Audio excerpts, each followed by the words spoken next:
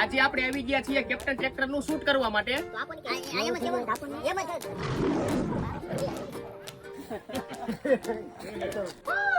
અને રાજકોટ થી રજન સર અને સૌરભભાઈ આવ્યા છે. કેમ છો રજન સર? કેમ છો સૌરભભાઈ? એકદમ મજામાં. આ ટ્રેક્ટર ની પાછળ કલ્ટિવેટર જોડાવી દીધું છે અને હવે આપણે ચલાવવાનું છે.